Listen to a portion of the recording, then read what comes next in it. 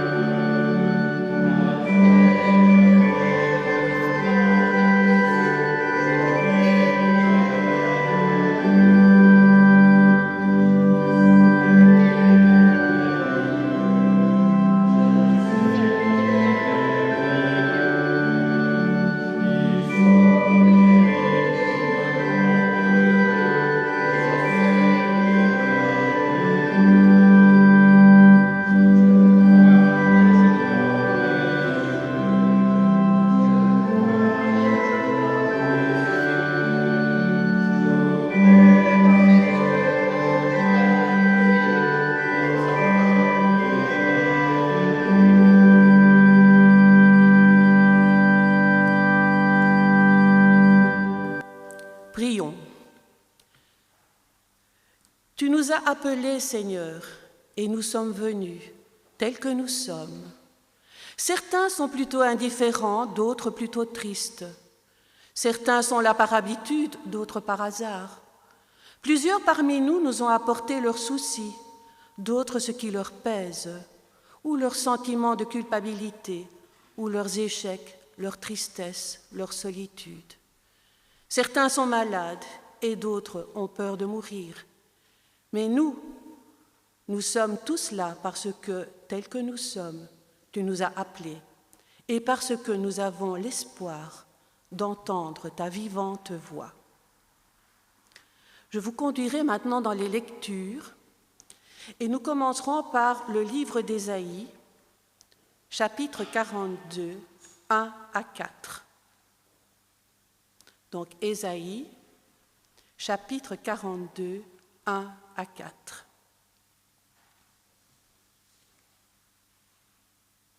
Voici mon serviteur, celui que je soutiendrai, celui que j'ai choisi et qui a toute mon approbation. J'ai mis mon esprit sur lui. Il révélera le droit aux nations. Il ne criera pas, il ne haussera pas le ton et ne fera pas entendre sa voix dans les rues.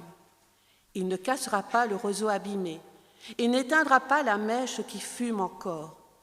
Mais c'est en toute vérité qu'il révélera le droit. Il ne faiblira pas et ne se relâchera pas jusqu'à ce qu'il ait instauré le droit sur la terre. Les îles placeront leur attente dans sa loi.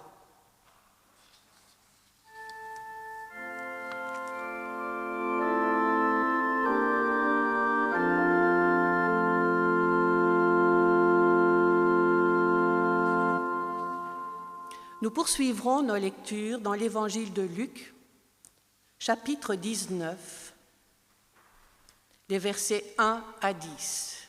Luc 19, 1 à 10. Jésus était entré dans Jéricho et traversait la ville. Or, un homme riche appelé Zachée, chef des collecteurs d'impôts, cherchait à voir qui était Jésus. Mais il ne parvenait pas à cause de la foule, car il était de petite taille. Il courut en avant et monta sur un sycomore pour voir Jésus, parce qu'il devait passer par là. Lorsque Jésus fut arrivé à cet endroit, il leva les yeux, le vit et lui dit « Zachée, dépêche-toi de descendre, car il faut que je m'arrête aujourd'hui chez toi. » Zachée s'empressa de descendre et l'accueillit avec joie. En voyant cela, tous murmuraient en disant « Il est allé loger chez un homme pécheur. » Mais Zachée se tenait devant le Seigneur et il lui dit « Seigneur, je donne aux pauvres la moitié de mes biens, et si j'ai causé du tort à quelqu'un, je le lui rends au quadruple. » Alors Jésus dit à son propos « Le salut est entré aujourd'hui dans cette maison, parce que lui aussi est un fils d'Abraham.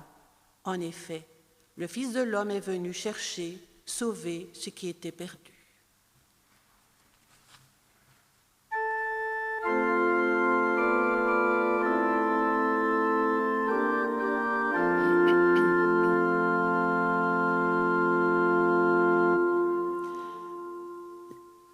Les lectures suivantes se feront dans Genèse, chapitre 4, 17 à 26. Genèse, chapitre 4, 17 à 26. Caïn eut des relations conjugales avec sa femme. Elle tomba enceinte et mit au monde Hénoc. Il construisit ensuite une ville à laquelle il donna le nom de son fils Hénoc. Hénoc eut pour fils Irad. Irad eut Méhuagel. Méhuagel eut Metsuaël. Et Metsuaël eut Lémec. Lémec prit 2 femmes. L'une s'appelait Ada, l'autre Tsila. Ada mit au monde Jabal. Il est l'ancêtre de ceux qui habitent sous des tentes et près des troupeaux. Le nom de son frère était Jubal. Il est l'ancêtre de tous ceux qui jouent de la harpe et du chalumeau. De son côté, Tsila mit au monde Tubal-Caïn. Il forgeait tous les outils en bronze et en fer. La sœur de Tubal-Caïn était Naama. Lémec dit à ses femmes, Ada et Tsila, écoutez-moi, femmes de Lémec, prêtez attention à ce que je dis. C'est que j'ai tué un homme pour ma blessure et un enfant pour ma contusion. Si Caïn est vengé 7 fois, Lémec le sera 77 fois. Adam eut encore des relations conjugales avec sa femme. Elle mit au monde un fils et l'appela Seth, car, dit-elle, Dieu m'a donné un autre fils pour remplacer Abel que Caïn a tué. Seth eut lui aussi un fils et il l'appela Enoch. C'est alors que l'on commença à faire appel au nom de l'Éternel. Et au chapitre 5, il est précisé qu'Adam engendra d'autres fils et d'autres filles. Et nous terminons par le chapitre 6, les versets 1 à 4. Lorsque les hommes eurent commencé à se multiplier à la surface de la terre et que des filles leur furent nées, les fils de Dieu virent que les filles des hommes étaient belles et ils en prirent pour femmes parmi toutes celles qu'ils choisirent. Alors l'Éternel dit, « Mon esprit ne contestera pas toujours avec l'homme, car l'homme n'est que chair, il vivra 120 ans. » Il y avait des géants sur la terre à cette époque-là. Ce fut aussi le cas après que les fils de Dieu se furent unis aux filles des hommes, car elles leur eurent donné des enfants. C'étaient les célèbres héros de l'Antiquité. Et nous poursuivons par le cantique de la page 640, les strophes 1, 2, 3, 4. Page 640, 1, 2, 3, 4.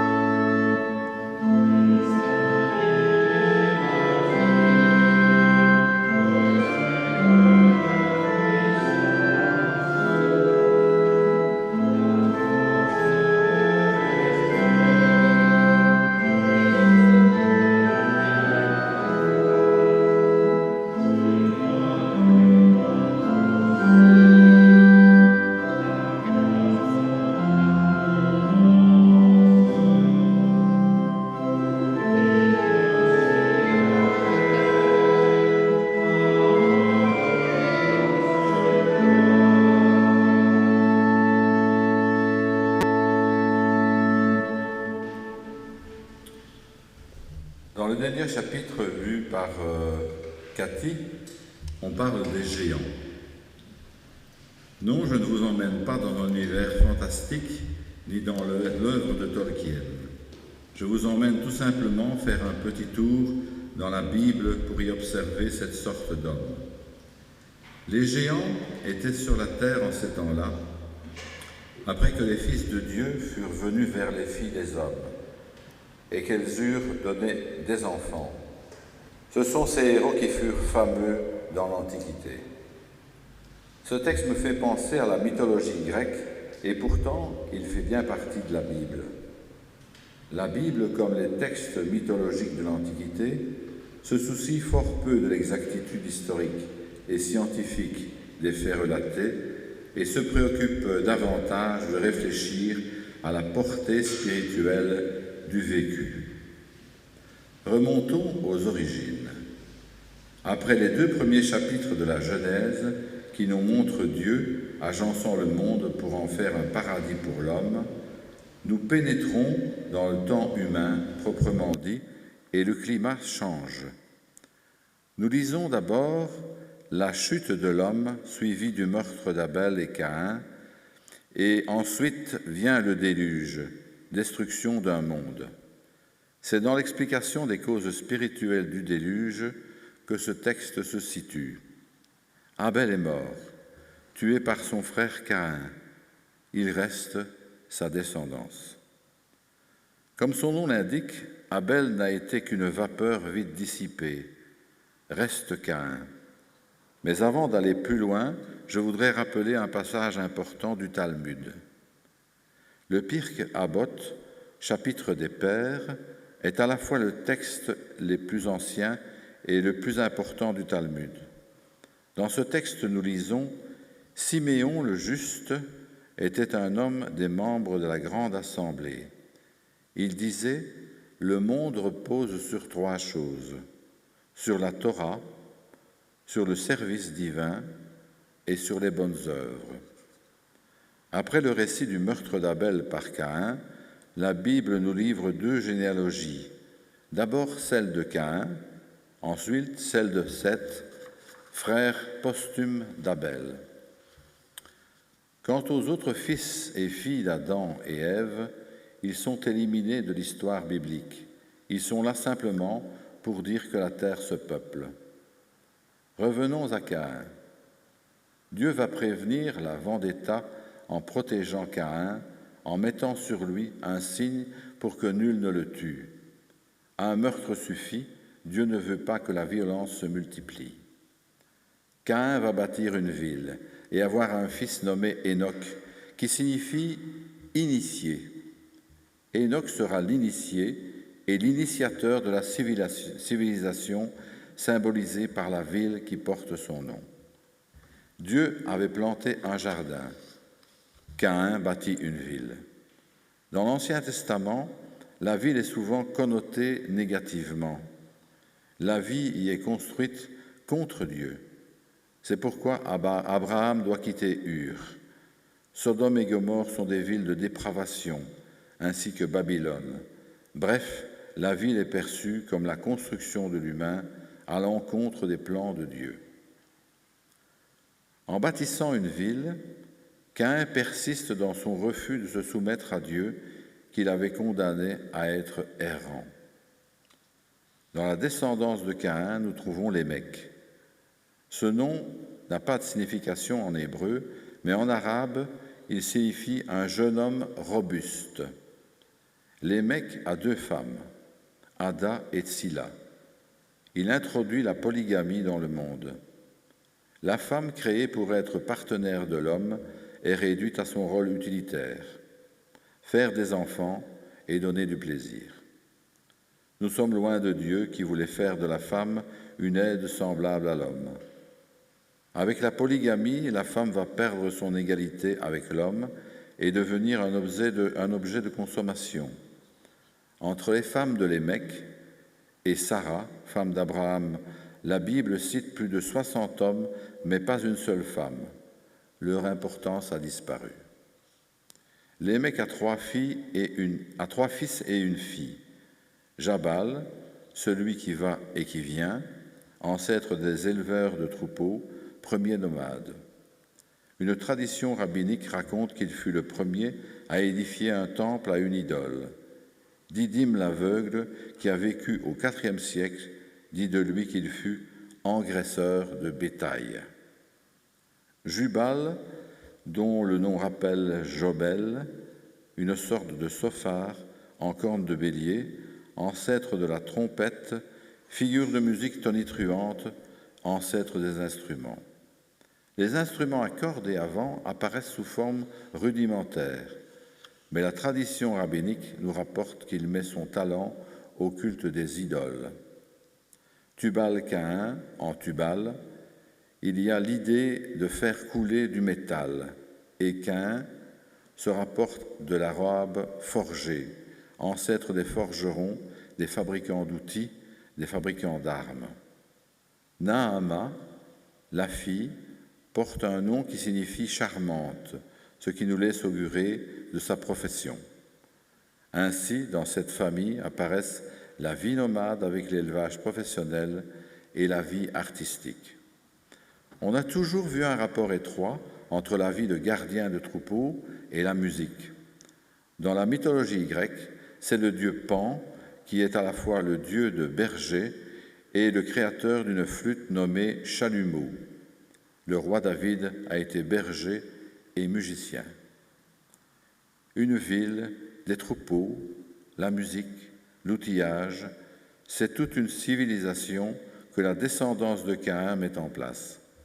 Mais cette civilisation est tarée. Dieu avait voulu prévenir l'expansion de la violence et c'est raté. Écoutez le chant de Lémec. Ada et Scylla, écoutez-moi, femmes de Lémec, prêtez attention à ce que je dis. C'est que j'ai tué un homme pour ma blessure et un enfant pour ma contusion. Nous avons eu l'occasion de méditer ce texte.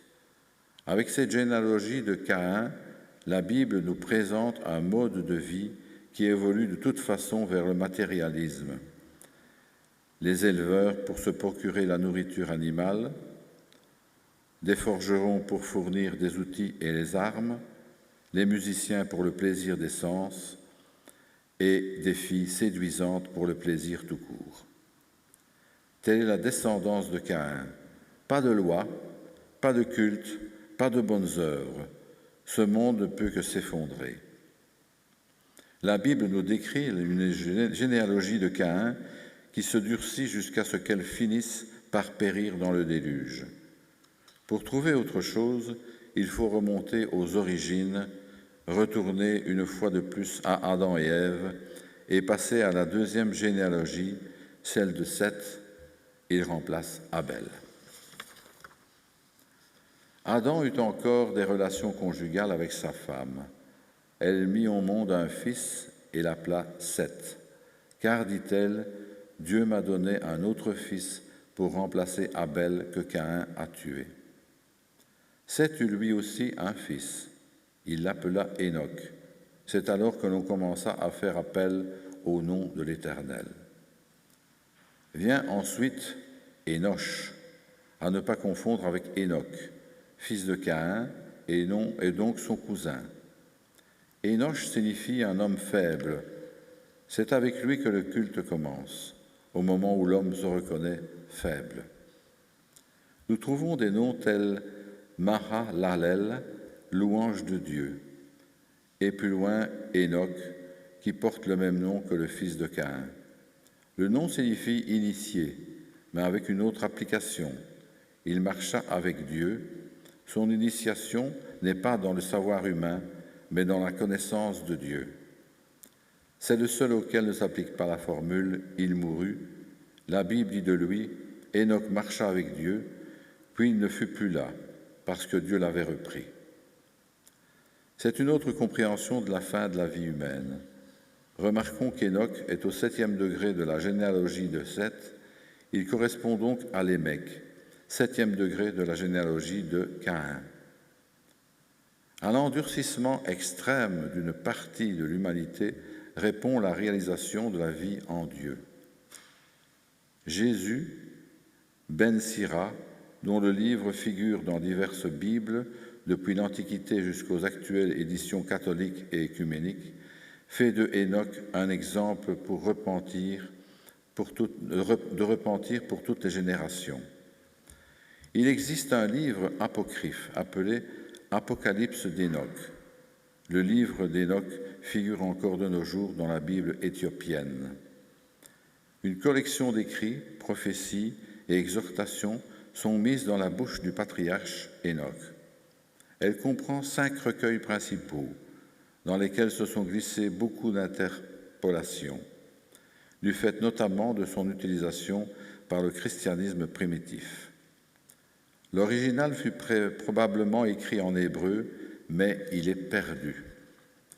De la traduction grecque qui suivit, on a conservé quelques fragments. C'est donc dans sa version éthiopienne que nous le connaissons.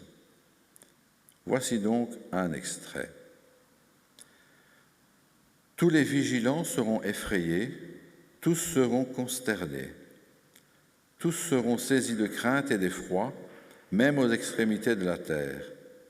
Les hautes montagnes seront ébranlées, les collines élevées seront déprimées, elles s'écouleront devant la face comme la cire devant la flamme. La terre sera submergée et tout ce qui l'habite périra. Or, tous les êtres seront jugés, tous, même les justes. Mais les justes obtiendront la paix, il conservera les élus et exercera sur eux sa clémence. Et nous arrivons donc à Noé, l'homme qui va apporter du repos dans un dur labeur. Plutôt que de construire leur civilisation, les descendants de Seth ont continué à cultiver la terre. La descendance de Seth ne naît pas une civilisation pareille à celle en place par les descendants de Caïn, mais par contre, la spiritualité fait son entrée. J'ouvre une nouvelle parenthèse. La Torah nous apparaît souvent comme séparatiste. Que fait Dieu aux origines? Il sépare la lumière des ténèbres. Il sépare les eaux des cieux des eaux de la terre. Il sépare les eaux de la terre. Parmi les lois lévitiques, vous observerez mes lois. Tu n'accoupleras point des bestiaux de 2 espèces différentes. Tu n'ensemenceras point ton champ de 2 espèces de semences, et tu ne porteras pas un vêtement tissé de 2 espèces de fils. Pourquoi? On commence par s'aimer différentes semences dans un champ, cela ne paraît pas grave. On accouple ensuite des bestiaux d'espèces différentes, et l'animal ainsi fabriqué par un homme qui se prend pour un dieu est un animal stérile. Et de fil en aiguille, de concession en concession, de compromis en compromission, on finit par abolir toute différence, mélanger le bien et le mal, la vie et la mort. Paul nous le rappelle, ne vous mettez pas avec les infidèles sous un joug étranger, car quel rapport y a-t-il entre la justice et l'iniquité? Ou qu'y a-t-il de commun entre la lumière et les ténèbres? C'est ce qui va se passer. Une image récapitule la régression de l'humanité, celle des géants descendants des fils de Dieu et des filles des hommes. D'anciens commentateurs ont vu dans les fils de Dieu des anges. Le texte a été ainsi compris par des écrivains juifs comme Philon et plusieurs écrivains chrétiens de l'Antiquité.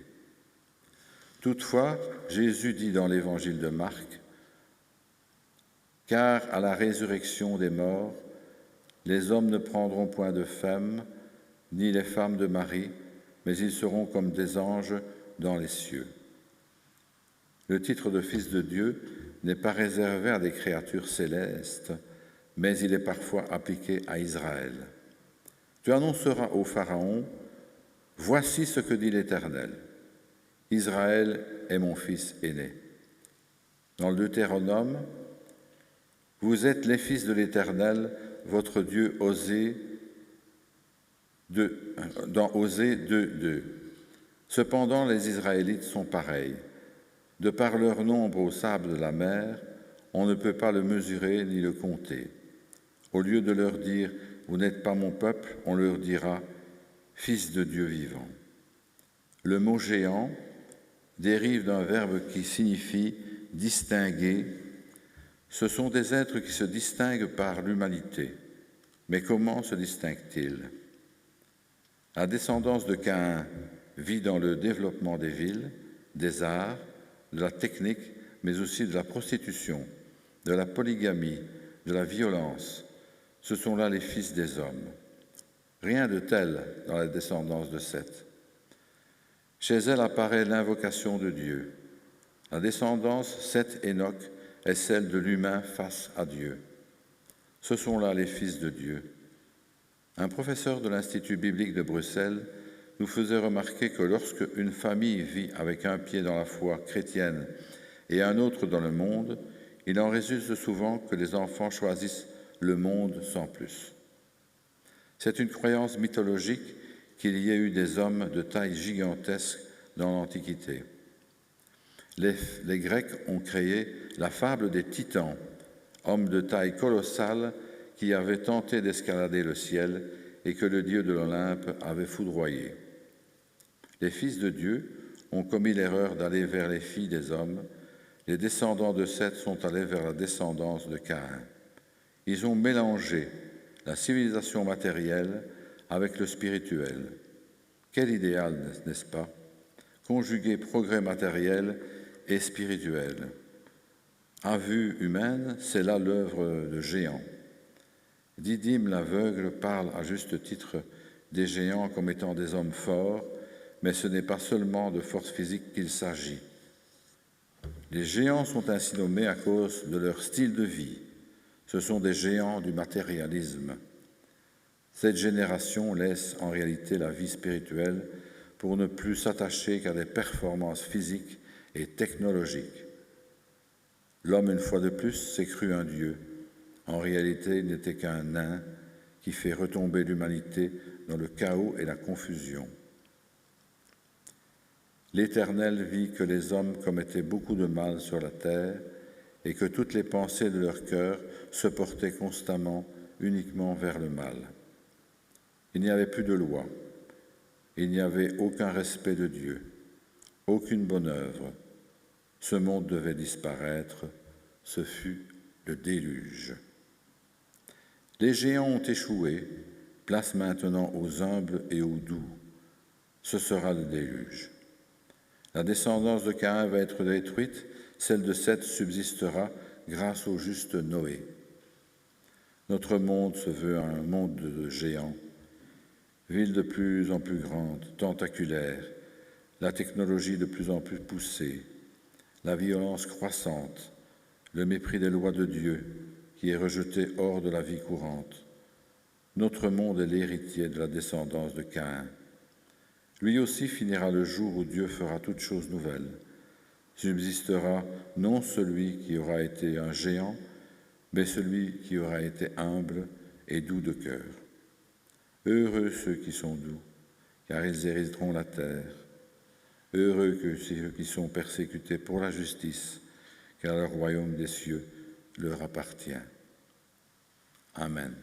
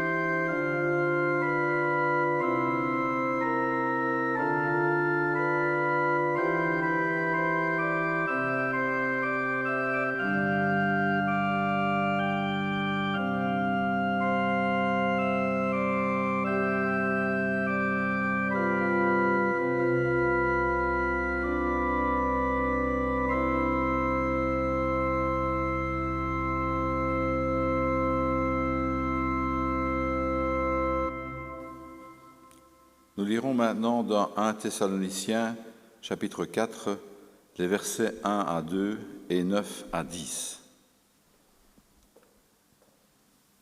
Au reste, frères, puisque vous avez appris de nous comment vous devez vous conduire et plaire à Dieu, et que c'est là ce que vous faites, nous vous prions et nous vous conjurons au nom du Seigneur Jésus de marcher à cet égard de progrès en progrès. Vous savez en effet quels préceptes nous vous avons donnés de la part du Seigneur Jésus. Pour ce qui est de l'amour fraternel, vous n'avez pas besoin qu'on vous en écrive, car vous avez vous-même appris de Dieu à vous aimer les uns les autres. Mais nous vous exhortons, frères, à abonder toujours plus dans cet amour. Humilions-nous. Seigneur, tu aimes tout ce qui existe, en particulier les êtres vivants et spécialement les êtres humains. Nous ne nous contentons pas d'avoir des préférences. Et continuons par le cantique de la page 641, la strophe 4.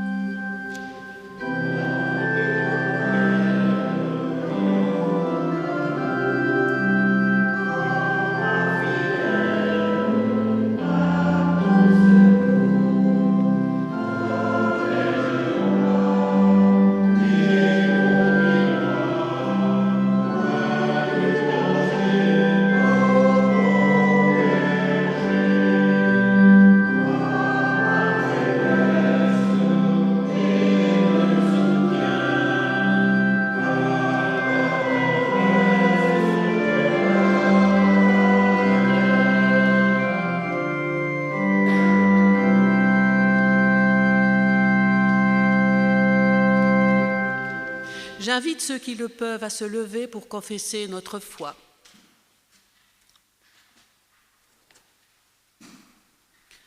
Je crois en Dieu. Il est le maître de la vie, il aime toutes ses œuvres. Je crois en Jésus. Il vient chaque jour dans le monde et dans nos vies. Il nous assure ainsi une lumière toujours renouvelée pour éclairer nos chemins. Je crois en l'Esprit. Il est l'humilité et accueil. C'est lui qui rend possible notre conversion. Je crois que l'Église est une assemblée de pécheurs pardonnés, des pécheurs qui sont heureux d'accueillir leur libérateur. Et nous poursuivrons par le cantique de la page 646, les strophes 1, 2 et 3. 646, 1, 2 et 3.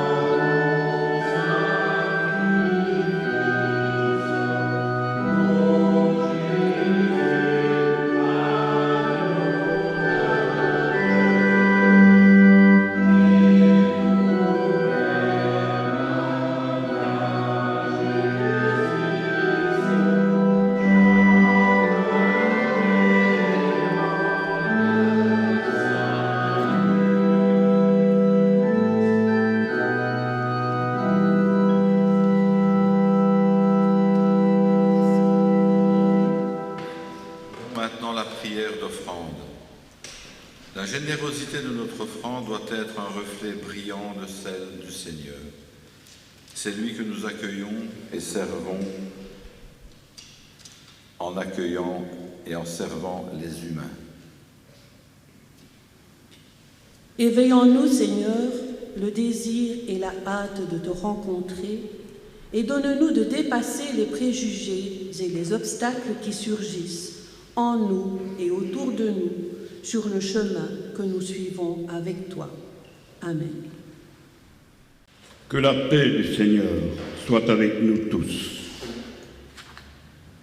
Pardonnons-nous mutuellement, comme Dieu nous a pardonnés en Christ. Nous disons merci pour Jésus-Christ. Il est venu sauver ceux qui se cachent, afin que tous puissent partager sa joie. Prions le Seigneur. Tu es, Seigneur, celui qui cherche même ceux qui se cachent, afin que tous puissent partager ta joie. Tu es celui qui accueille. Tu accueilles même ceux qui n'oseraient pas espérer d'être invités. Tu les fais entrer dans la joie des intimes. Tu es celui qui ne se laisse pas arrêter par les murmures et les grimaces des bien-pensants et des rabat-joie. Tu ne tiens pas compte du passé et reçois à bras ouverts celui qui maintenant vient à toi. Tu devines au fond de notre cœur le désir de paix et de pardon, même si notre orgueil ne veut pas l'avouer. Et tu nous ouvres ton cœur. C'est pourquoi nous voulons chanter notre reconnaissance et notre amour. Et je vous invite à chanter du cantique de la page 983, le 62-42. 983, 62-42, debout.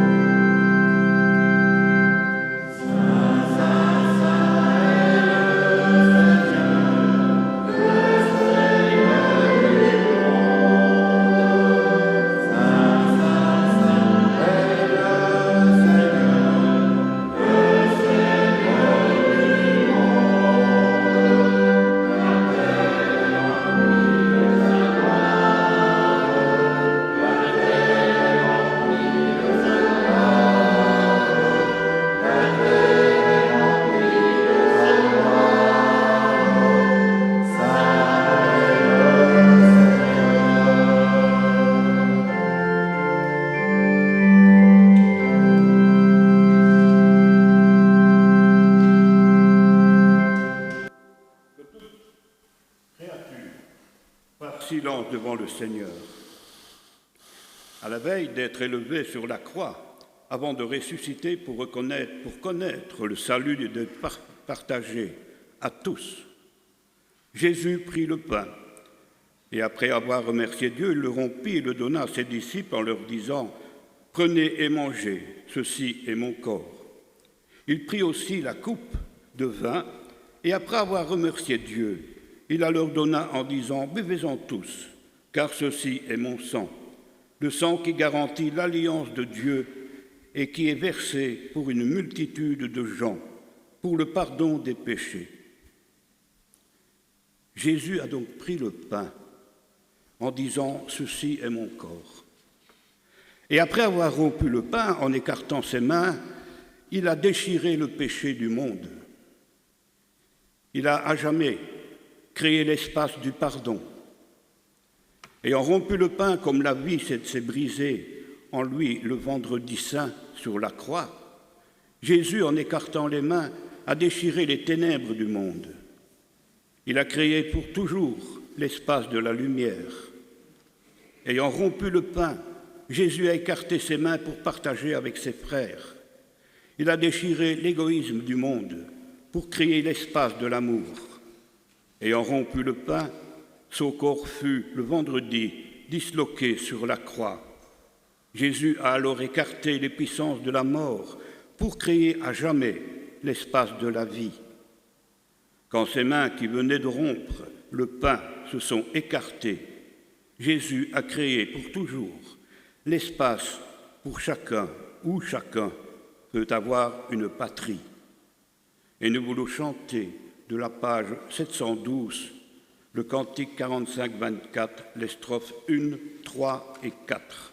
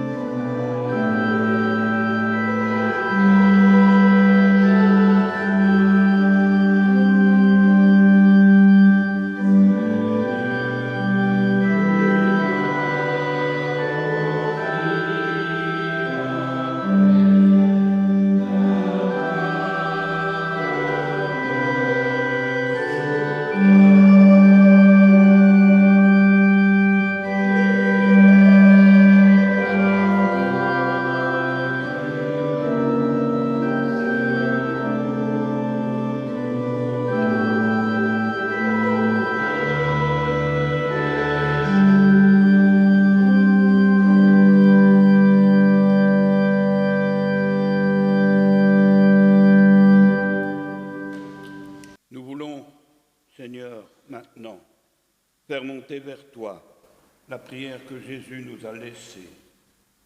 Notre Père, qui es aux cieux, que ton nom soit sanctifié.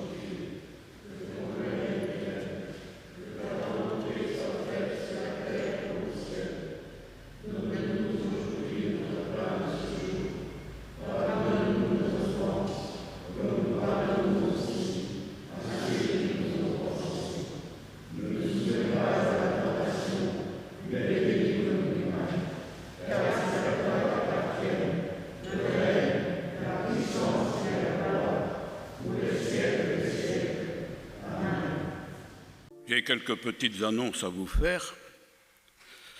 Commençons d'abord par les troncs du 3 octobre. Dans le tronc central, il y avait 170 €. Dans le tronc pour la diaconie, 15 €.